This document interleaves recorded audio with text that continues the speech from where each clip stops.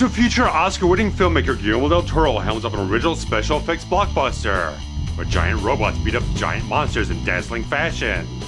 So let's get around to canceling the apocalypse with Pacific Rim.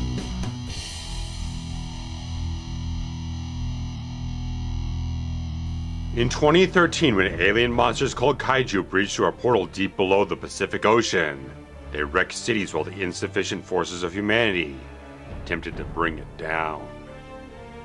As the attacks continued, the governments of the world put aside their differences to construct Jaegers, giant robotic hunters, manned by a pair of pilots using a neural bridge called the Drift, to defend the world against these monsters. However, 7 years later, Raleigh and Yancey Beckett deploy in Gypsy Danger against a Category 3 Kaiju near Alaska. Yet with a hotshot pilot using to safeguard a nearby fishing vessel, the massive and brutal Kaiju tears them apart, ripping Yancey away while still linked to his brother. The broken Gypsy Danger collapses on the shoreline, and Raleigh Beckett retreats from his calling to work construction on the anti-Kaiju wall. Yet 5 years down the line, the world's government chooses to shut down the Jaeger program, with 8 months left of funding to give the Marshals stagger Pentecost, believing the anti-Kaiju wall is the future of their defense. This hope is soon dashed when the Kaiju bores through one wall in Sydney, Australia, having to be taken down by Striker Eureka, piloted by Hercules and Chuck Hansen. Pentecost then comes to Raleigh Beckett to motivate him back into action, as he is the only surviving Mach 3 Jaeger pilot, and Gypsy Danger has been rebuilt to aid in one last mission. At the Hong Kong Shatterdome, Raleigh meets Mako Mori, Marshal Pentecost's brilliant assistant, who has chosen to list as potential new co-pilots for Beckett. However, she secretly urges Pentecost that she should be the top candidate, and soon proves it when Raleigh calls her out in a sparring session. Her physical compatibility is purely evident, and Sacker eventually approves of it, until the past traumas of Beckett and Mori disrupt the rift, revealing that as a child her family was killed in a Kaiju attack in Japan, until Coyote Tango, co-piloted by Pentecost, slew the beast and took her in as his own. Mori is then dismissed from the program, despite Raleigh's objections. Meanwhile, Drs. Gottlieb and Newton Geisler argue over their scientific processes, and trying to decipher the ever-shortening intervals of the Kaiju breaches. Yet Newt goes to extremes by attempting to drift with a partial Kaiju brain, revealing deeper knowledge of the monster's origins as an engineered invading force meant to decimate the populace. Needing for him to drift again but without another Kaiju brain, Pentecost sends Newt to the black market entrepreneur Hannibal Chow to secure the fresh brain that he needs. However, when a double event hits nearby, Crimson Typhoon and Cherno Alpha are deployed, but are soon devastated by a pair of Kaijus, forcing Striker Eureka to step in until an EMP shuts it down entirely. Thus, the nuclear-powered Gypsy Danger with Raleigh and Mako is sent to lay a colossal beatdown upon the terrifying beasts. This sets the stage for the final mission, to drop a nuclear warhead into the breach, in hopes of sealing the portal between worlds forever. But a final revelation from Newton Gottlieb after drifting with a baby Kaiju's brain may jeopardize the entire plan. Regardless, the mission will not come without sacrifices, an attempt to protect our world from utter devastation. So July of 2013 saw Pacific Rim hit theaters with many territories including the United States getting it on the 11th or 12th of the month, then many other international territories getting it much later on in the summer and fall, whatnot, including China and Japan, which did have to kind of pick up a little bit on the box office and the whole thing, because the film grossed about $411 million worldwide, of a budget between $180 to $200 million, and despite all the favorable reviews it was getting, it really had a tough time getting traction in the United States, grossing only about $101.8 million, only about a quarter of the box office take came from the United States. And so China grossed even more money than the United States did for the entire film, and many other international territories picked up the whole thing. So it really was able to kind of push past that break-even point as the weeks went on and kind of opened up in more territories as things started coming off here and there. We're just going to appeal to other audiences a little stronger in some places here, but really was nice the fact that the thing did kind of gain that traction because all the people who were seeing it, very much loving it, were really pulling for it because they really wanted to see Guillermo del Toro maybe do a sequel or something else like that. But unfortunately, the fact is, when they did greenlight a sequel, Guillermo del Toro was not involved whatsoever, but we'll get to that in due time. But the entire genesis of this entire film here was coming from screenwriter Travis Beacham, who had been kind of working on this entire idea since 2007 and kind of got it bought up by Legendary Pictures and kind of intersected with Guillermo del Toro because he was trying to do his H.P. Lovecraft adaptation of At the Mountains of Madness, something that was very near and dear to him, that was very much a passion project for him. And so he started working on the entire script with him, kind of worked on it for about a year or so, and he signed on to be a producer and a co-writer in the whole thing, and the whole hitch of the whole thing was like, okay, he would only go off to direct Pacific Rim if the other film didn't get picked up. And unfortunately, the fact that he wouldn't budge on the R rating, he wouldn't budge on the $150 million budget that he wanted, it really much ended up being a canceled project and very much hit Guillermo del Toro very, very hard. But then he did sign on to Pacific Rim as the director, the guy to helm the whole thing and shepherd it all the way forward. And so that happened about 2010, 2011 or so. So they were really kind of starting to really push forward on the whole thing, to really develop it on such a great level here. And the one thing you really have to talk about with Guillermo del Toro is the fact that the guy puts in so much heart, so much love for every single film he creates. No matter what, whether it is a passion project or something that he's just kind of working on for the studio, whatever it is, he's always something that he's very enthusiastic about. You always see that love and that depth of what he wants to give forward with the stories he wants to tell, the style of films he wants to go on, whether it's Crimson Peak or Hellboy or Shape of Water or the Pinocchio film he did. All these things just are near and dear to his heart, and he wants to tell these stories that kind of inspire people like he was inspired as a kid moving forward. So you really see that joyful glee that he puts into so many things. When you watch all the behind-the-scenes stuff, he's so very much endearing on that level as a filmmaker to really tap into that. So even if there are certain films that maybe don't work for you or something else like that, he's always got such a fertile imagination to put out on screen, to have so many great things. And that's very much is evident in this film of Pacific Rim, that he puts in so much effort here to shepherd this entire project from one meticulous detail to the next, because apparently the way it works, he doesn't really like delegate things to other people to kind of go off and like do a second unit or do other things here and there and have someone else head up this thing. He wants to be meticulously, purposely involved in every aspect of the entire production here, be there. But the fact is, at the time, this was kind of like a little shorter of a schedule than he usually had before. So he was very much working himself to the bone, working himself like 18 hours a day, 7 days a week, days he should have been off. He's working on there, working like split units or whatnot in the morning, then going out for the main unit at night and stuff like that. The guy was working so diligently, so passionately to make sure this thing went off right on budget, right on schedule. They didn't put forward on anything that didn't work overall, despite the fact there was a lot of things that he ended up cutting from the end of the film here, because apparently what he says, like he cut maybe like an hour worth of character stuff at the entire film, realizing it's like, okay, no one's really coming to a film like this, and he's not really having the pretense that this thing is like Shakespeare or something like that. People come here for a big sort of like character drama type of stuff here. So he scaled that back, tried to balance things out between the character stuff and the action going forward and various other things like that. Really kind of make things go off that regard. So he worked very, very diligently on so many things that he ended up cutting out the film, but he still had that passion for it so much that comes through in everything that happens in the entire film. And just love how they craft this entire world around this like post-kaiju invasion instant type of thing, where you got the whole black market thing with Hannibal Chow, Ron Perlman's character, where all these organic pieces of the kaiju can be sold on the black market for like medicinal purposes or fertilizer for the excrement and stuff like that. All these interesting things that just create an overall real breathing world for this entire set of characters to inhabit and stuff like that. And getting all the stuff into the Jaegers, the entire thing of the drift is such an amazing idea. They're having it not just be just a bunch of knobs and levers and dials and buttons and whatnot you do on this entire thing. You have to have a neural link with it with someone else to kind of control the whole thing, because it's such a massive beast. Not one person can take on the entire load of dealing with this entire massive thing.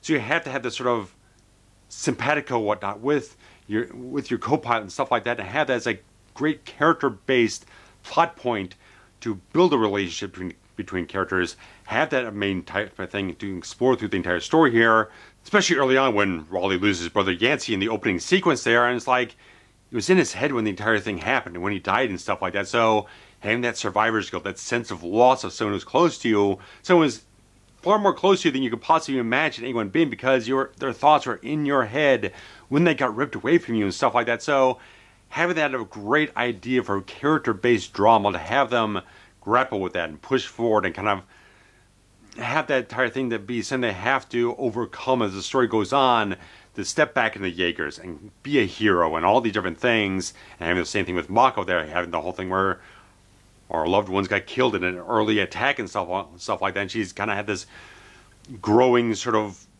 bitterness or whatnot inside of something that she's driven towards bringing that sort of rage, that wrath or whatnot back into the entire thing, and have some complications along the way in that whole thing. So I love that quality. It's so very well thought out, so much depth to the entire ideas here to create a world that is living and breathing and have so many great things going on with it. A lot of it comes down to just also the way the film looks. I mean, the film is electric with vibrance and color and all these different things. That's such a thing for Guillermo del Toro. He's one of those filmmakers. I think back to something Joe Dante said way long ago when he was talking about The Howling and how he makes his own films. Like, he grew up in an era when he saw a lot of black and white films, then color came into the picture. It's like, well, you could make a film that's in color, or you can make a color film, utilize the color to a great degree, and that's so much what Del Toro does. He's so much about those vibrant colors to saturate you into such a neon world to such a degree, and being with his regular cinematographer, Guillermo Navarro, brilliant type of stuff, just like they do such great things. I love how they use the 1:8:5:1 aspect ratio with the wide lenses. You get the great sense of scale so much. The tall frame really shows through so much when you're walking into the Shadow Dome there. And you've got just a sense of scale so much, the weight of everything going on around you. I love how they use it so much, how they use low angles in so many different places in the film to just give you a scope, a breadth of everything going on, the whole thing. It's great production design in that regard, aided so much by the cinematography to show off what the world is and how all these characters are enveloped into that world in such great ways, how they maintain such great things on that regard, making use of the entire frame beautifully and imaginatively in so many ways to just further emphasize exactly what the film is all about and getting across the scale in every moment they possibly can. And they were shooting in Toronto between November of 2011 to April of 2012, and despite the fact that the film does feature a lot of things that seem like exterior practical locations, they didn't actually have a lot of those on the film. They're actually shooting a lot of things on sound stages against green screens, but the fact is, they used enough practicality in those sets with actual physical things on the set and stuff like that with actual production design to really kind of give like a reference for lighting and color temperatures and focal lengths and stuff like that in terms of like things for the actors to actually interact with. It kind of further imagine the entire scenario that they're actually in, the environments that they're entering into. So I very much like that. They did enough little things here and there in the sets to really kind of populate enough to kind of give it a sensibility to kind of extend beyond that with the imagination of the actors and the filmmakers, then fill the rest in post-production. So very smart type of things. I just find that's a little good type of things, because there are certain other filmmakers who just like pop the actors against a green screen and then you just fill everything in, and it looks very artificial sometimes. This one's extremely well done. I'll definitely get to digital effects later on, but just how they did that, integrate that with the cinematography and the production design, and just fill in the digital effects beyond that. I think Del Toro is such a smart filmmaker in that regard, just utilizing all the various tools of practicality and digital effects and planning and execution, realization, to have everything come off in the best package possible. So he knows how to use the bag of tools he has and not make everything fit into one little box there. Utilize some practicality along with the digital effects to achieve the very best result. And as vibrant as the film looks, the characters are just about as vibrant. I like the fact that you do have a lot of great characters, a lot of great, just very enthusiastic actors for the entire film. One of them being Charlie Hunnam, who's playing Raleigh Beckett here, the entire real lead of the entire film, mostly known for Sons of Anarchy at the time off of FX. And he's good in the film. I don't think he's great. There are a few things that feel like he's just not quite as good as he could be, but I still think he's pretty good in the entire film. I think he does portray the character with a lot of warmth, a lot of heart to such a degree. Like, again, the fact is he does have this arc in the entire film. Because his hotshot co-pilot with his brother is Gypsy Danger, and they're kind of going a little headstrong in the situation, go a little bit off the reservation to a certain degree, and that kind of gets his brother killed. And then Raleigh kind of steps back in his life. He kind of regresses for the entire project and goes off and tries to be a construction workshop on the anti-Kaiju wall and stuff like that. But one sticker Pentecost saying, like, you're the only pilot left that can run this Mark version of a Jaeger or whatnot. So it's like, I need you back. You're the guy who has to do this. In fact, do you want to just die out here, or do you want to die inside of a Jaeger? Kind of punching him forward. Where do you belong? You belong here, and have to push him forward, motivate him a little bit further. And it kind of warms further up to it as he goes further into it. Kind of sees Gypsy danger again. Get that feeling overall, but there is that still thing holding him back a little bit when they get him and Mako in the entire drift, and it goes haywire because their memories of all the traumas they've gone through kind of kick things back around here. But I think Hunnam does a very good job in the entire film. I think there's just, maybe could have dialed up the charisma a little bit further. I think that's the only thing that really kind of like, it doesn't quite punch as much on screen. Doesn't quite project as much of that leading man quality as he possibly could. I think there's a lot of good things in his performance where he has a charisma. He's got a swagger to him. He's certainly got a charm to him. He definitely has that entire thing, that wink, that glint in his eye or whatnot. It really makes him a likable, approachable, relatable protagonist. You really kind of latch onto him in such a great degree because he does have a presence on screen that does work very well towards being a hero. And he has a journey in that regard, a very good journey that I think he does a very good job portraying the entire character. I just feel like maybe not quite as strong overall in the entire performance, but I think he does a very nice job when he has all this great charisma with everyone he has to work with the entire film. I like all the character dynamics.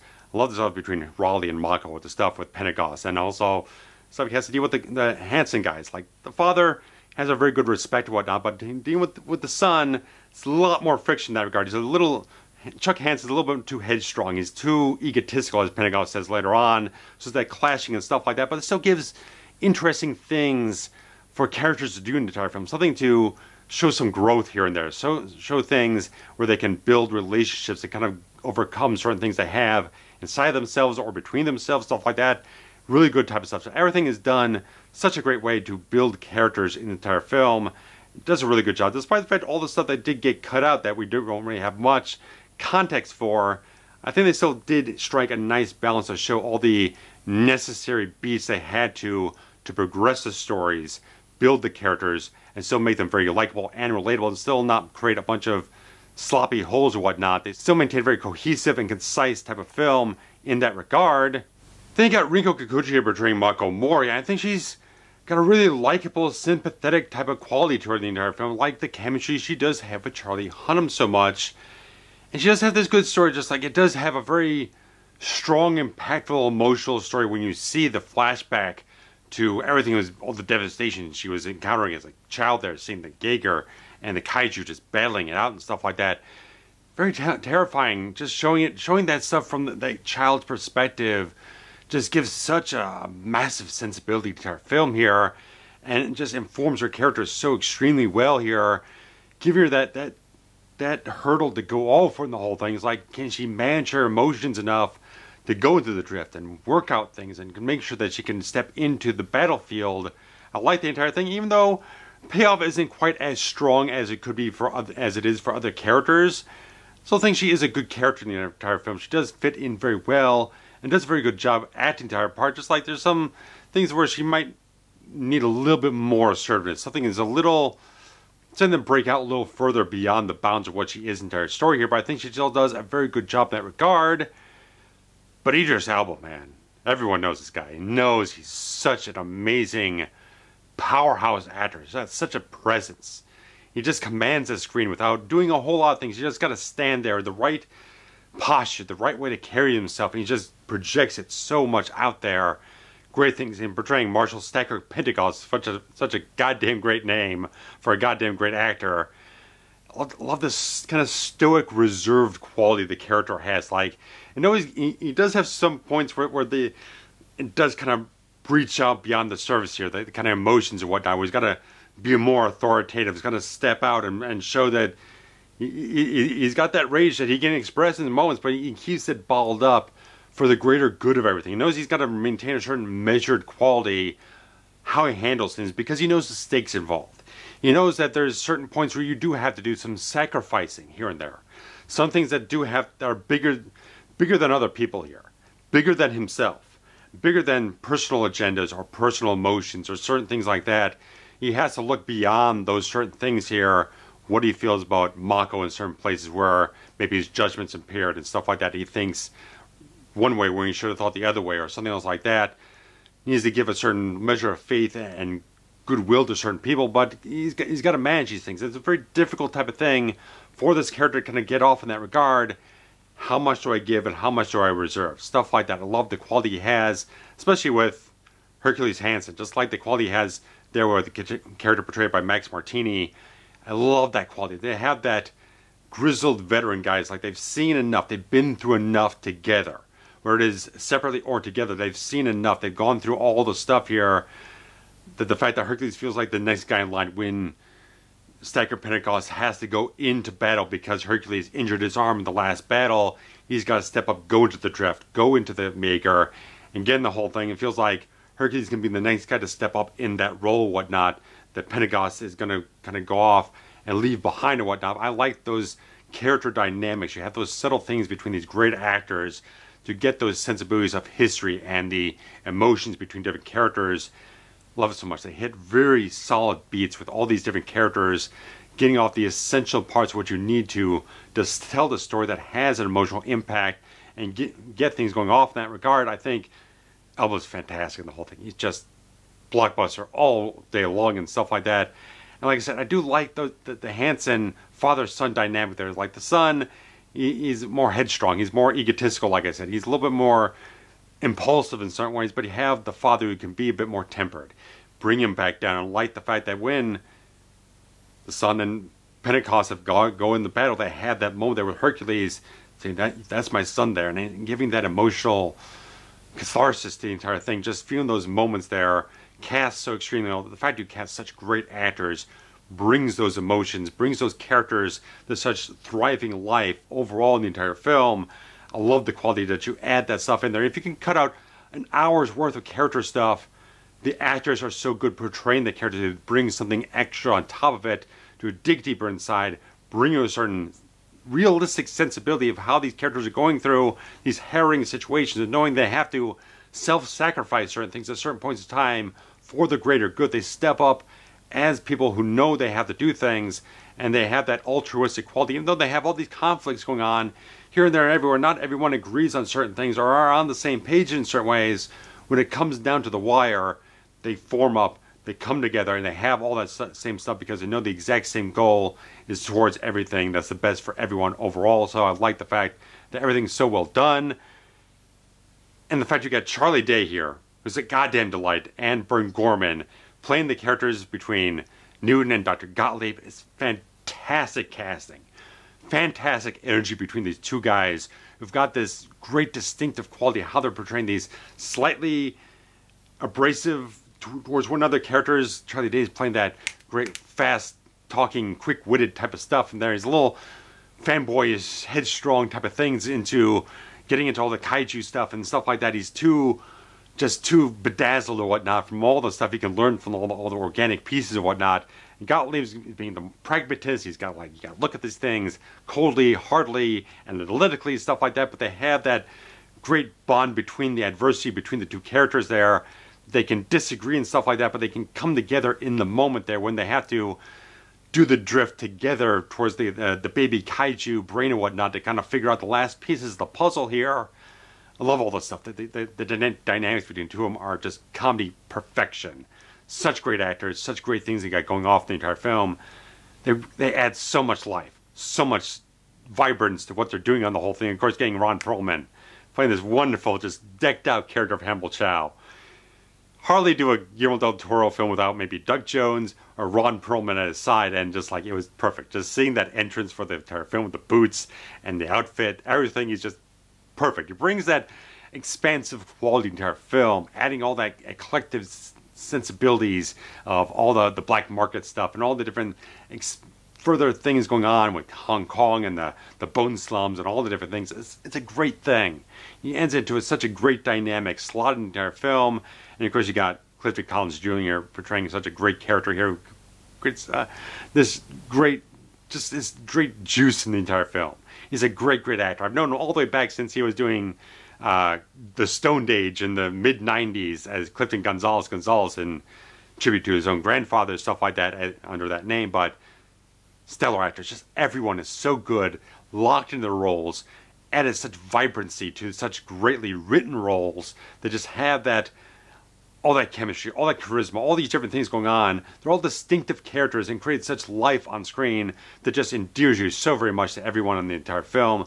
I think it's a stellar cast with wonderfully written roles, perfectly done cast with such great performances. I think it's a stroke of goddamn genius. But you want to talk about a stroke of genius here. The score composed by Ramin Djawadi.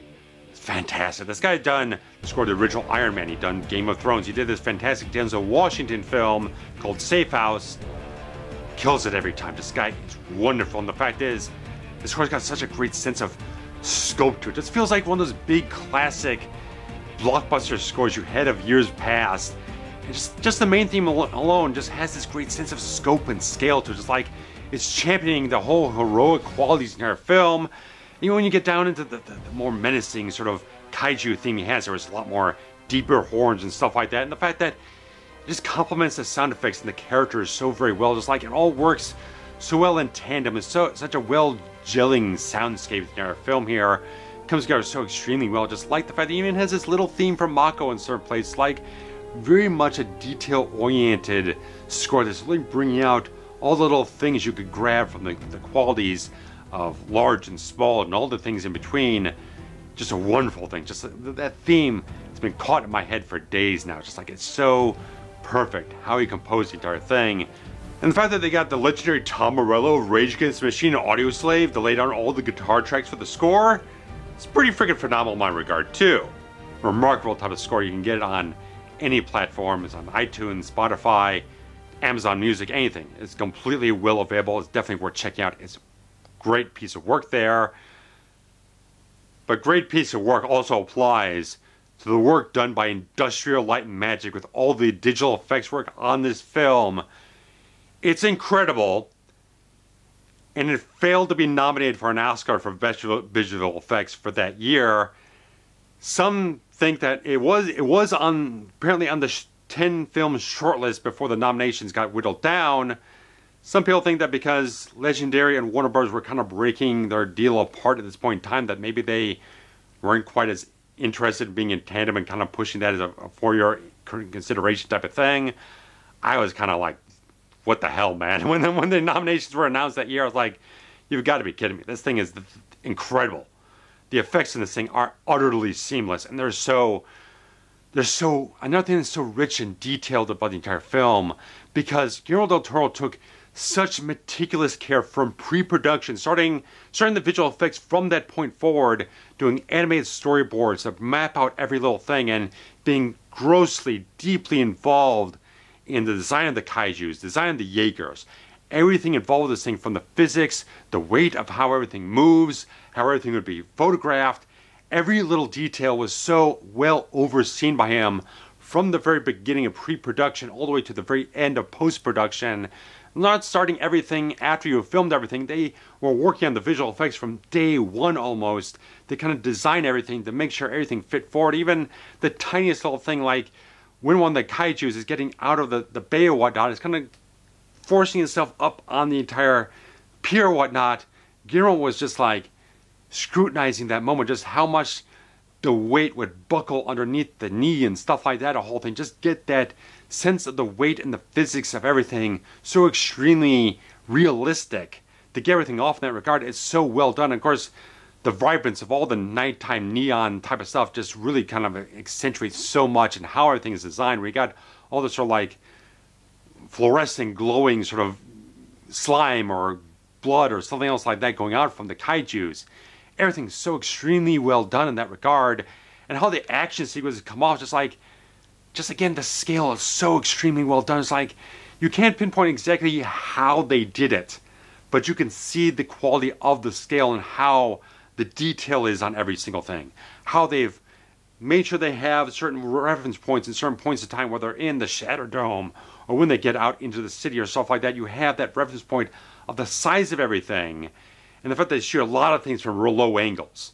all things from like street level or something else like that. Just had those sensibility of looking up upon everything else to really get the size of everything on that regard.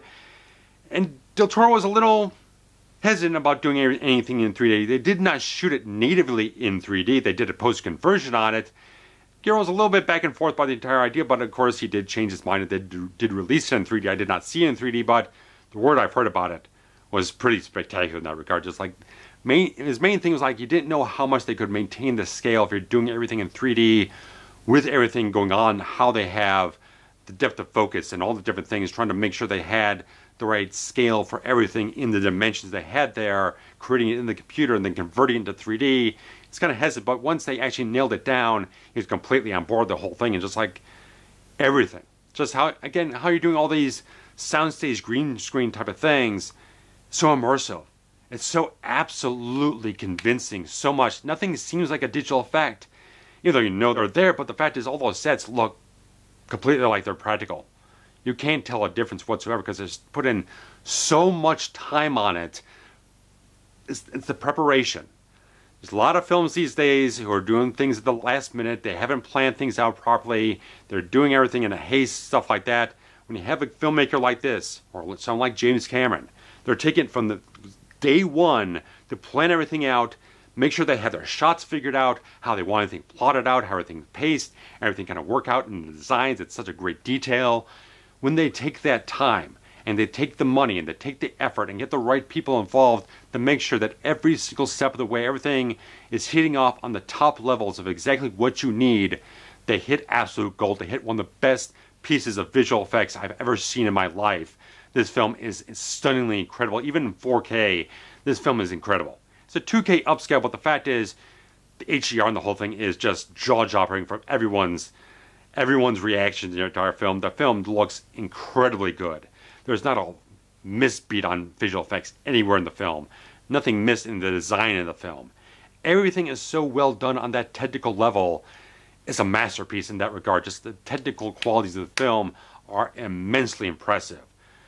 Whether or not it got nominated for visual effects or whatnot, it's the winner in my heart. This film is one of the best visual effects films I've ever seen. It's incredible. ILM outdid themselves. Del Toro just nailed it like living hell. Every single design he put into the whole thing, just everything is so incredible. If you have the special features to look at, they're definitely worthwhile to explore those in much more detail. It is so much work to design everything. Of course, I think the story in the film is such a good piece of work because it builds so much empathy with the characters and how the things are going along, developing the stories, developing the arcs, moving things forward, but still splashing all the great action in the entire film. It just delivers so much on the action. It feels like such a fresh, fun, exuberant type of film they experience. It's such great things. Like, I had barely ever watched it since 10 years ago. But I sat down and rewatched it to kind of test the waters if I wanted to feature it on the channel here and stuff like that. It's like, man, I felt exactly the way I did in the theater. I was reminded of how I felt sitting in the theater and reliving that moment, sitting in the theater, seeing this film, experienced it so much. Such a great vibe overall. Just like, it's such a great fun film. You know, like I said, there's certain things like maybe the characters aren't quite as much of a centerpiece in the entire film. Some of them might not get as much of an arc as they could. They don't get as much exploration as they could, but I think everything is well balanced so much that you're not bogging the story down or bogging the film down with off pace where you're going to have too many lulls in the entire film, developing the characters to too much of an extent where it sacrifices the pacing and the action and the excitement of the entire film. So you have to find that balance in a certain way. I think through the editing, they found that balance overall. I think the film does work out very well. And if like I said, Hunnam could be turning up a few notches here and there. He could turn it up a little bit further to get a little bit more, just a little bit more charisma on the entire film. But it's still a very good film. I think it's so good. It's such a fun goddamn film that doesn't get explored enough, doesn't get talked about enough, doesn't get brought back up enough in the discussions. And it's been 10 years and the film holds up like living hell. There's films with just as much visual effects today that don't look anywhere remotely as good as this, because they didn't put the time in. They rushed things. They didn't take the time to really plan things out ahead of time to make sure that you had a full vision involved. And so much of Guillermo del Toro, he is one of those visionary filmmakers, bar none. No exceptions whatsoever. The guy has always got a vision for what he wants, and he's such a vibrant filmmaker and so much passion to what he does. I think this film's fantastic. I really just enjoyed the living hell out of this whole thing. I definitely implore you guys, go watch it. If you haven't watched it in a long time, just re-experience it. If you've never seen it before, you're damn well missing out. I think it's a really fun, imaginative, inventive type of film that has so many interesting action sequences, so many things. When they go into the city and they're dragging the freaking Tinker ship or whatnot, and they're bashing the freaking Kaiju over. It was great things. I love the different designs and whatnot. You got Crimson Typhoon. It's got the blades spinning around and stuff like that. Almost like a lot of these Jaegers sound like the names like 80s rock bands, like Gypsy Danger, Crimson Typhoon, stuff like that. Great stuff. And just the different qualities. You got one from China, one from Russia, one from Australia. Different specific types of designs they wanted to have off of the different cultures. So well designed, so well thought out type of stuff in the entire film. I think it's great. I think it's really fun. We need more films like this, and we need to have Guillermo del Toro not stop making films, because he's one of those passionate, lovable filmmakers out there, and I just think he just brings so much joy to so many people's lives. I think it's fantastic. So guys, let me know what you feel about Pacific Rim. Like I said, they did make Pacific Rim Uprising, which came out a couple years after this. I think it was maybe 4 or 5 years after this. Helmed by Stephen S. the Knight, who was more of a TV guy, to like Joss Whedon stuff, and he did like Spartacus and stuff like that. Didn't have the best reviews. They also shot it in 2.35 to 1 CinemaScope instead of the 1.85, so you can kind of change that entire visual dynamic. But John Boyega's performance did get a lot of praise.